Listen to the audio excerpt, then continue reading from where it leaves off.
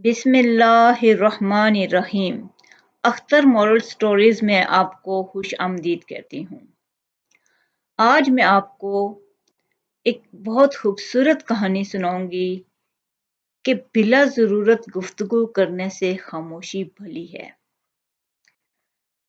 कुरान पाक में भी इरशाद है, बारी ताला है गुफ्तगू के बारे में, अपनी आवाज़ों को आहिस्ता रखो क्योंकि सबसे नापसंदीदा आवाज़ गधे की होती है।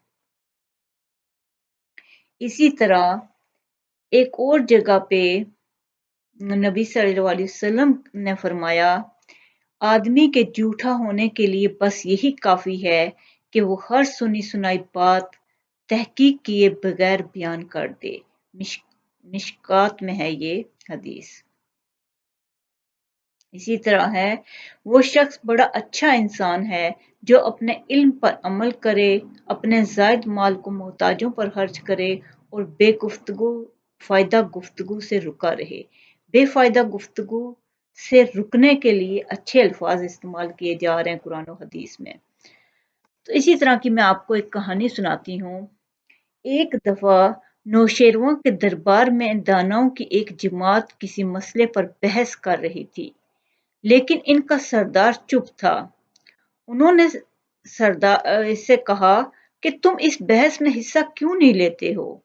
इसने कहा कि वजीरों की मिसाल तबीबों की सी है और तबीब इसी को दवा देता है जो बीमार हो। जब मैं देख रहा हूं कि तुम्हारी राय दुरुस्त है तो मेरा बहस में दखल देना दानाई नहीं। यानी अक्लमंद इंसान उसी वक्त बात करता है जब जरूरत होती है।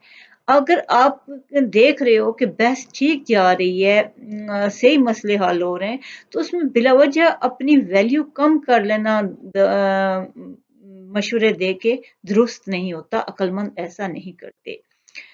आगे वो कहते हैं कि जो काम मेरे बात किए बगैर निकल जाए, मुझे इसमें बात नहीं करनी चाहिए। और अगर मैं देखूं कि अंधा है और इसके सामने कुआं है, फिर अगर मैं खामोश रहूं तो गुनाह है। यानी कि जहां जरूरत हो वहां तो जरूर बात करो। कि खामोशी वैसे तो बहुत बेहतरीन है। जब आप देख रहे हो कि आपके बगैर काम निकल रहा है, आपके बगैर मसले हल हो रहे हैं, तो जरूरत नहीं है गुफ्तगू की। तो बात करने उस वक्त तो खामोशी ठीक है। लेकिन अगर इस वक्त देखा जाए कि कोई इंसान आगे देखे कुआं है और अंधा जा रहा है या अक्लमंद भी जा रहा है लेकिन उसे नहीं पता कि आगे कुआं है, तो उस वक्त अगर खामोशी खामोशी इख्तियार की जाए और वो गिर जाए तो ये बहुत बड़ा गुनाह होता है।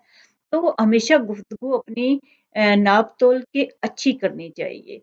अल्लाह आपको बहुत बहुत खुशियां अता करे, बहुत बहुत कामयाबियां अता करे। बहुत बहुत शुक्रिया।